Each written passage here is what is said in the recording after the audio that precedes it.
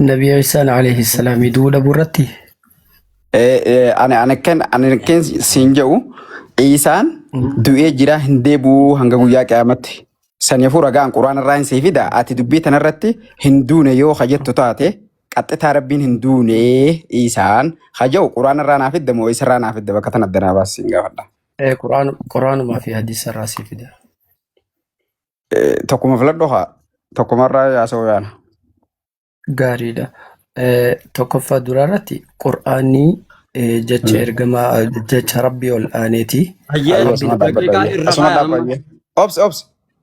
أوبس تقوم القرآن أيه جرا خان الرافدتو غافي ديفما غافي خي نغافتشو بربانان خباجادان اتفوفي واني سيدي حمزة غافي تي أما غادي غاودو دي إنسان هندو يون سينجران أيه سنيس رغادا نمنو دنو واني دغاته خوني رد ديبو مرباچسو انغاتتو مان غافي تي غافدا قرآن الرايا كيسان هندو سيفي دجي غافت سيفن بداجي حمزة أيه حبيب غافي تي كنا يتي إنسان أكن دوين قرآن الرانا في دي سنجتي أيه أوبس سعودي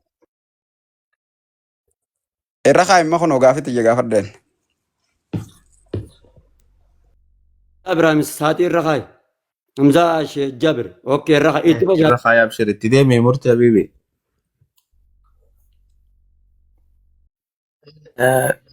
نبي عيسى عليه السلام أكا هندوين قرآن رغانا في دي بسم الله الرحمن الرحيم تكفى درارتي ربي الآن سبحانه وتعالى سورة سدفادا سورة الإمران آية شنتمشن الرتي أكن يجولان دبت إذ قال الله يا عيسى إني متوفيك ورافعك إلي جي ربي دبتي دبا أكزجون إذ قال الله مي دبت جي ربي نبي محمد صلى الله عليه وسلم يا إرجماخي محمد والربي نبي عيسى جي دبتو wanni inni jee yaa Ciisaa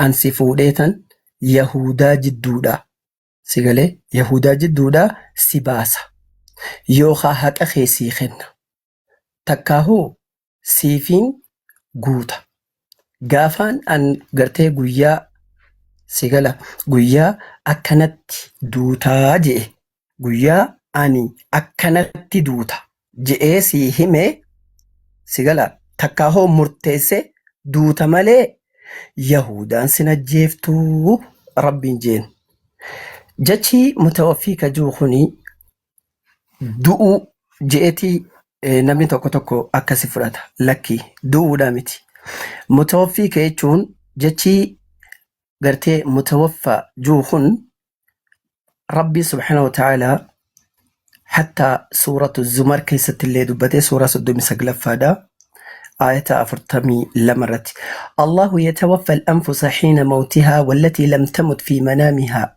فيمسك التي قضى عليها الموت ويرسل الأخرى إلى أجل مسمى إن في ذلك لآيات لقوم يتفكرون ربي اللب يرود دعاء هي دعاء سيتي نيجيس يرود دعاء سيتي نيجيس لا isii duutii hin ga'inis hirriiba isii keessatti ajjeesa sigalee sowaan san taateef mutawaffaa jechi jaamu siifiin gaya siifiin guuta bakka heddutti gartee hiikamaa jechuu rabbiin an siifiin gaya siin ol fuudha booda silaahuu deebitee numa duutaa an siin ol fuudha maal Yahudaa duraa hin si baasa أكس تناف هندون نبي عيسى عليه السلام بك تك قرآن غيسا بكي النبي عيسى عليه السلام دوت جي نومير كان سنجر قالتهم حبيبي مرتي تولي حمزة أكنا جاء حبيبي مرتي أكنا جاء أتو دؤو إسارتي رغان كمالي دقيقة سدين سيخنا اتدام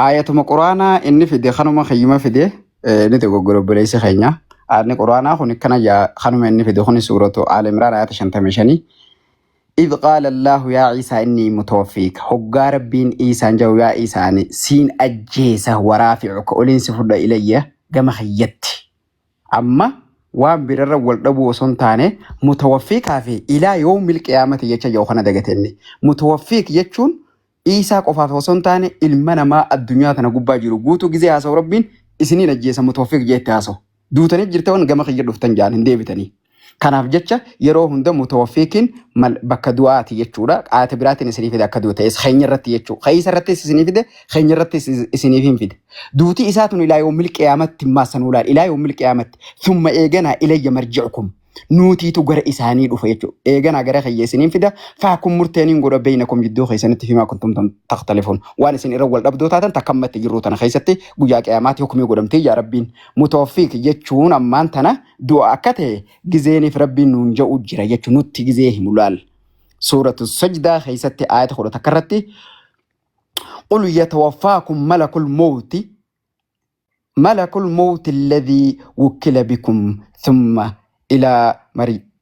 إلى ربكم ترجعون جاء ثم إلى ربكم ترجعون جاء أكن يجون جائيني قرتمي متوفيكين أمانتنا قل يتوفاكم الموت لا دوتي إسنتي نرفت جائيني لا لما قرتمي كان أفجتش دوتي توني نتي رفتي as keessatti wanni rafuu fi si ciibseetiin shilimii sirra haayetiin ol si fuudhee siin fiiga wanni ja'amaa gonkumaa hin jirtu waan rabbiin hin jenne khijiba rabbirra haani mutawaffiik jechuun du'a ammallee rafuu wanni ja'amaa hin jirtu gartee ni deebita wanni ja'amaa hin jirtu wanni isaan fidan keessatti ammoo kaniin an fidu keessa hin deebitu jechuun jira hanga guyyaa qiyaamatti nuutu cura malee laal garaagarummaan tanya guddoon mutawaffiikii fi ta'ii isaa jaamtee fi tanuu jaamtee fi hanga guyyaa qiyaamatti isintu dhufaadhaa jee rabbiin nuu dhaquu ta'a.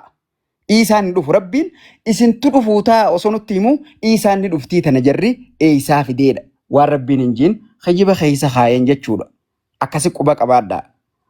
Qul yatawaffaakum malakul mawtiin tuni ta ilma namaa hundaaf jaamte tuni isaafis jaamtee jirti rabbiin jee jiraa jechuu.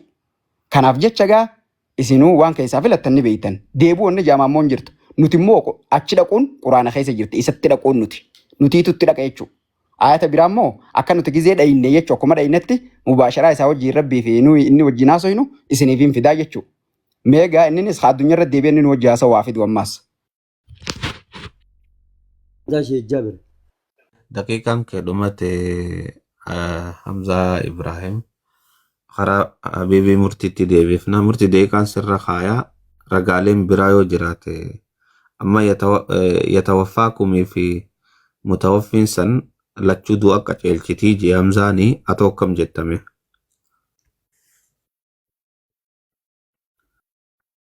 Hedduu bareeda beetaa qur'aanni kuni wanni hundinuu ibaaraadha qaba fakkeenyaaf mutawaffaan asii Rabbii waan itti fadhu qaba mutawaffaa achii waan itti fadhu qaba fakkeenya tokko yoon godhe qur'aanni kuni alhamdulillah rabbil alamin qur'aana sammuun namaa sirritti addan baafattu waan rabbiin nu laateef rabbi qur'aana keessatti ruuxii jecha jaamu bakkoota garagaraatti dubbate san keessaa bakka takka yooni fi suuraa qadri ilaalle إنا أنزلناه في ليلة القدر وما أدراك ما ليلة القدر ليلة القدر خير من 1000 شهر تنزل الملائكة والروح جاء روحي نتشيسا أستيو إلى اللي جبريل توك روحي أستي دبت جبريل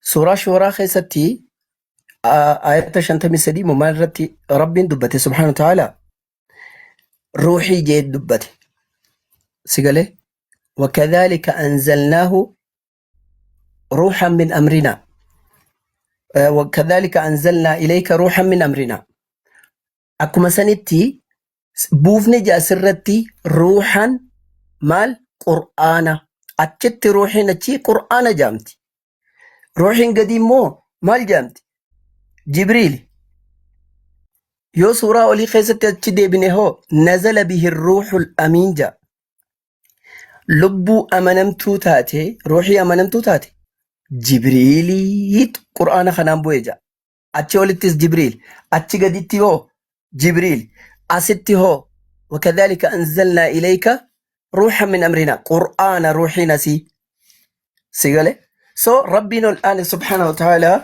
أما يسألونك عن الروح روح الراس قافة نقاجو روحي تينية تنوي روحي مخلوقة وما هم دخي سجر تسنبال تولي أستي مو متوفيك جتش جامو ربي سبحانه وتعالى إني متوفيك أقاجام مال جتشو إساتي أوكي متوفيك يتم معنى نسابة بكتنا ربي نتفاده أبدك هي من الأرض حيا سيقلا ربي أسوما إني لبوك أبو أسو إني هندو إن ربي إسا الفراتي مال جياته في ربي الفراتي إسا خانا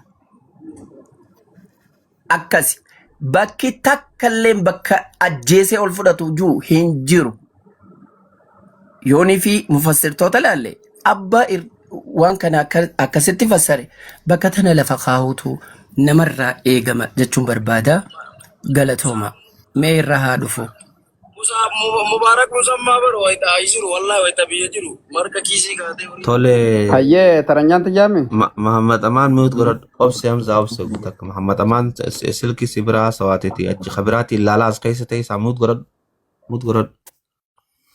waan tole deebi waan gaafadhe leen an deebisne hayyee faraqaan tiyyaan siyaa yaa isin laal yaaroo na kala habibi murtiin qoysiifin kanna habibi murtiin waa heeruu irraa haasa'e aayanni kun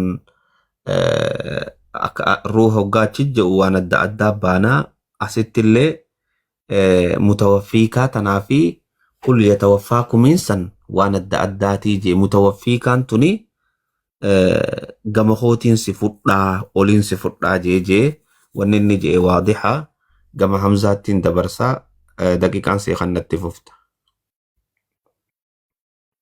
hayyee laal obboleessa keenya wooma lama jecha tokkotti hiike garuu rabbiin tokko dubbate oliin si ajjeeseetiin ol si fudhaas qofa dubbate siin ajjeesa oliin si fudhaas qofa dubbate inni immoo lachuu walirra waan takka godheetu dubbatee jechuudha si raffiseetu maan akkanumatti ol si fuudha jee kana bira kuttanii hin deebisne deebii dhabee jira amma gaariif maaliin irratti hin dhaabe amma nuutichi yaa'u jira jechuudha hara qiyaamaa gizee qiyaamaa dhayne hoo rabbiin achi deebitan jee miree achittiin himan jenne murteessanii godhan jenne an kana murteessaniin deemaa inni quraanaa ifiif walii haa deemaa jechuudha.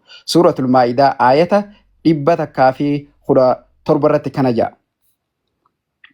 maa qultu lahum illaa maa amartanii bihi an icbudu allaha rabbii wa rabbukum وكنتم عليهم شهيدا ما دمتم فيهم فلما توفيتني كنت أنت الرقيب عليهم وأنت على كل شيء شهيد يا رب أكن يجون ما قلت لهم إساني وانجن إلا ما أمرتني به وأنا إستنا أجد جمالي أن اعبدوا الله ربي جبرا ربي وربكم ربي خياف خيسا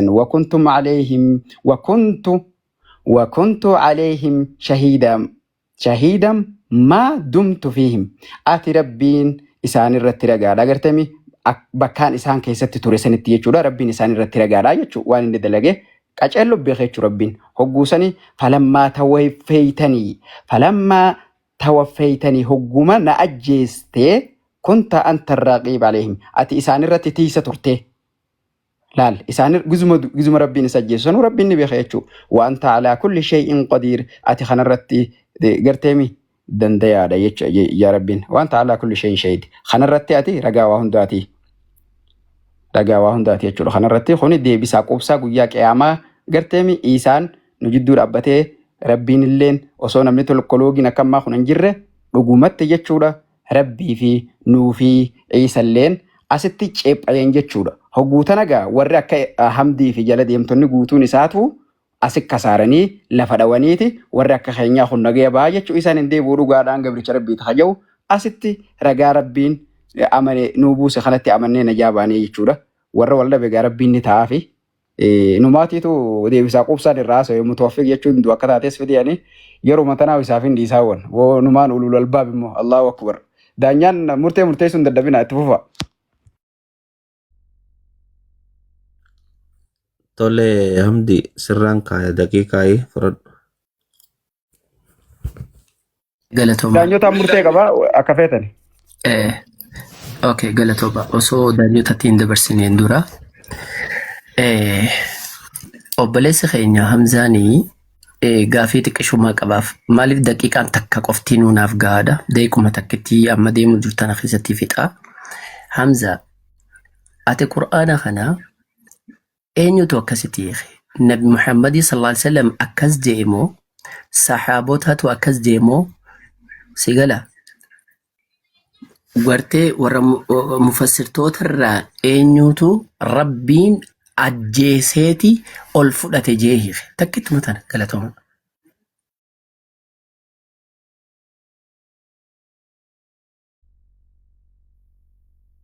Tasaa bitatu. Hamza kanatti ni obsed. Daqiiqaa isaanii kana naasala. Hamza ishee Jaabir. Obsi maama bayaan gutak isaan addaa fixataniititi booda irratti kannatta. Murtii daqiiqaa ta'e tana Hamzaafin kannamoo dabarsee sakandii shan daqiiqaa lama sadeen sirraan kaayaa itti deemama Hamzaati.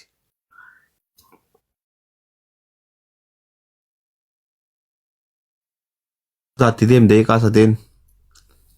Maaliin maaliin jaa? Fassaree siin jee ayata kana eenyu kana fassaree nabi moo sahaaba moo eenyu jee.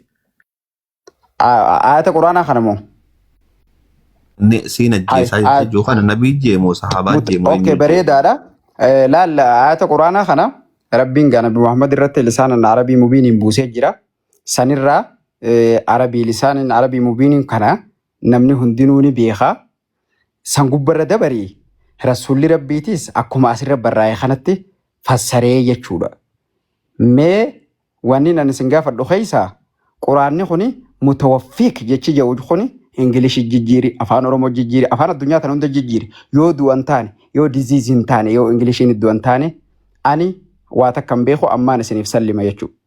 Afaan feeta jijjiiri, afaan barbaaddanii jijjiira mutawaffiq jechuudha. Du'aa jechuudha. Wanni gaa afaan addunyaa kana hundaan falminu yoo jettan isintu kararra hin jirree jechuudha. Mutawaffiq jechuun du'a. Waa hundaati. Itti aansee ammoo quraana kana rabbiin bakka heddutti akka ifumaa fassaree jiruu fi tibyaana godhee waa hunda dabaasee jiru garteemi tafsiira nuti jennu kanaas akka rabbiin godhee jiru dubbatee jira jechuu rabbiin. Sanuma rasuullinis nuun gahe kophatti gaa rasuulli akkana fassaraa jedhee kan nama ajajee akkana ta'uu qaba jedhee nama ajajeetti kannee akkanatti boo fassaraa jedhee ajajee biraa deemee akka abaluu kana fassaraa jedhees quraana keessa hin jiru. Hin argine hadiisa keessallee wanni akkas jaamaan jirtu jechuudha. Hundumaafuu wanni nuti irratti haasa'u jiru tokkoffaan quraana waan ta'eef jecha quraana kana keessaa jecha mutawaffiq jedhu afaan addunyaa hundatti laalladhaa isiniin jee qabadhaa tana qabxe takka. Yoo akkaanan jedhu taate gurbaan kun moomee jira jechuudha. Akkasumaanuu akka inni fassare kanatti rafuu tana hoo maaltu fassaree innilleen haanaa fidu. An fixadhee daqiiqaa takkatti kana fedhu maama baanaa haasa'u.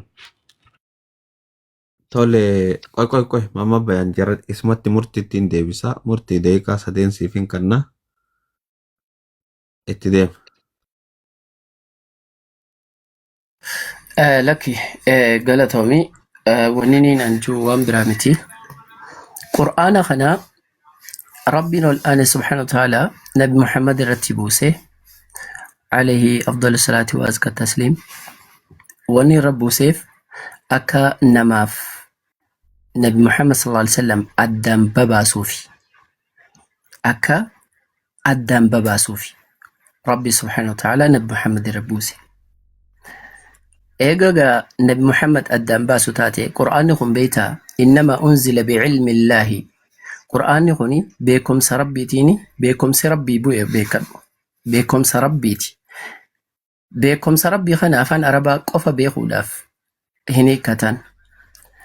Qur'aanni kuni sababa nuzuulaatis qaba waan itti fadhu qaba bakkoonni hundinuu wal fakkaatti takka jechuu miti wal fakkaachuun takka isan gootu aayanni wal fakkaachuun waan san akka olif fassarame akka gadi fassarametti isan fassartu Qur'aanni gartee waan rabbiin itti fadhe qaba sababa nuzuulaa qaba sigala tanaaf jecha akkanumatti afaan arabii beekuuf takka wal fakkaata jechuudhaaf hiikanii miti.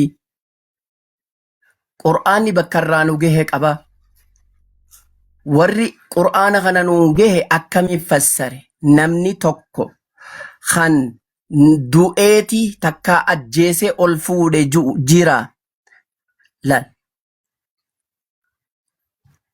takkittii tana silaa naa gaafatte. akkasi.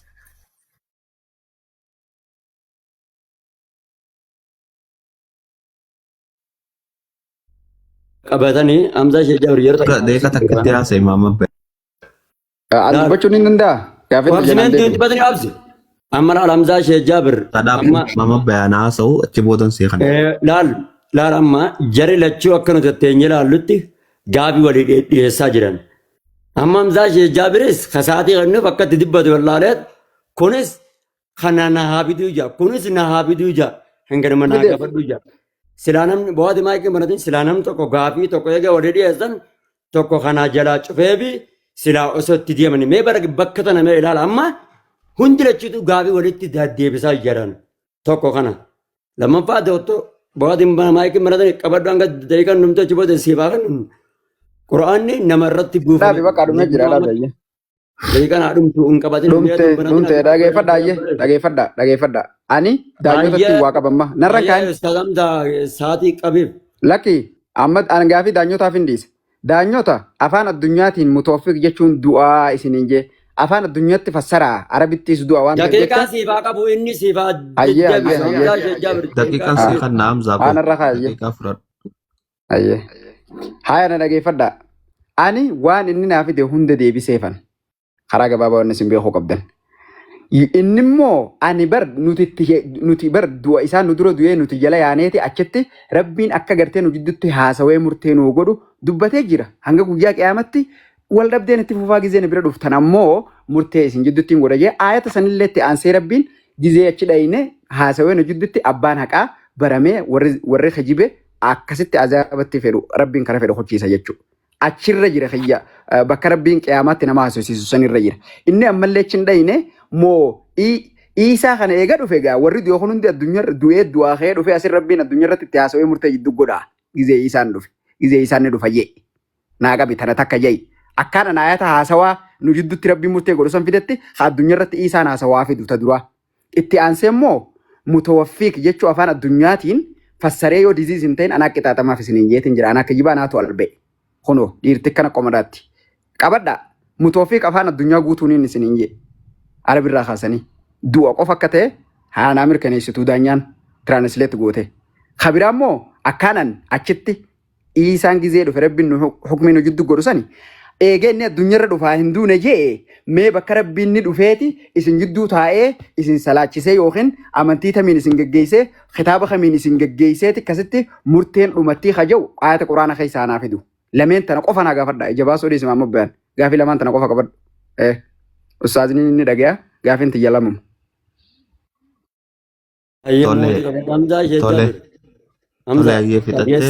Irratti haasawaa gaafii tiyya qayyabadha gaafiin tiyya lamaan. Hamzaa Shajjaa biramuun na gaafii si gaafata. Hamzaa Shajjaa biraa lammaa amma gaafiin osoo gaafii Hamzaa tana hin deebine gaafii itti kennatamee akka kam goona amma gaafii wal jalaan deebine rakkoodha.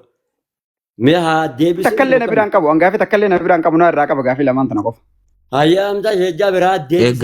Gaafii inni si biraa qabu Hamzaa akkijee ayata qur'aanaa kana yoo yaadatte rabbiitu ajjeesee fudhate jecha jiru kana nabi Muhammadii je'emoo sahaabaa je'emoo moo akkuma jechuu jirtu ayata qur'aanaa. Afaanumarratti si deebisa qur'aanumaatiitu lisaanan arabii mubiiniin mubaasharaa osoo namni tokko illee jidduun seenin akka du'ee hime jechuudha. Karaa gabaabaa du'ee jira hin deebu jemmaas. Hin deebu ilaa yoomil qiyaamatti. Ilaa yoomil qiyaamatti ilaal.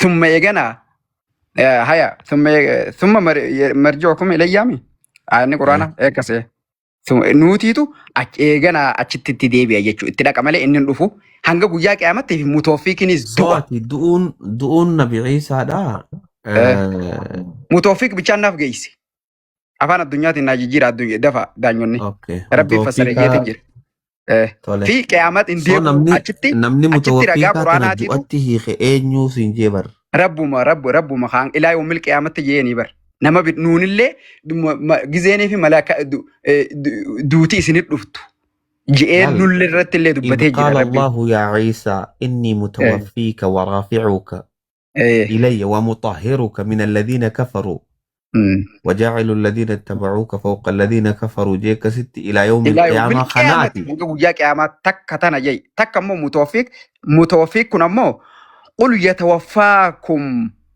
ملك قل الموت يتوفاكم ملك الموت الذي وكل بكم خنيس دو نون جامع خنيس نني سكما خنيات هي يجوم ملا ستي أما سيلته خنافو رجع ديلان اوكي كبيتشو طول أما اللي طول ايه جزء كده كيس مرتي ربي نجدو تهاسوسن نتديمو غرسيس سنو اللي نشيت داكو نون دينو طول Hamza ammoo osoo مرتي habiibii murtii آياني قرآن yaadni في kennee ما جت شجرة مرتي أتي مال جت بكتنت mee hayyee daqiiqaa kennaaf yaayye. bareedaadha. Beektaa quraana rabbiin innamaa unzila bi'ilmi illaahi jee quraanni beekumsaan malee gartee wanni akkanumatti haasa'an hin jiru. Namni tokko yoonii fi beekumsa gahaa qabaatee beekumsa sun irra dhaabbatee haasa'a.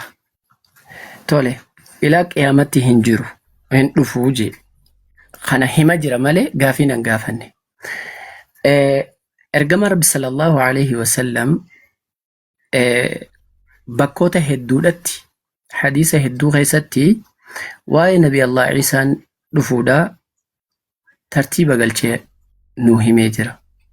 Sun keessaa yoo ilaalle hadiisa sahihaa gartee Muslim keessatti jaddaalii wajji wal qabatee hadiisa 2944 irrattis Muslim ammallee 556 Muslim 2800 fi 97 dabalataa Muslim kana 2922 irratti illee ammallee sahiha Bukhariidhaa hadiisa lakkoofsa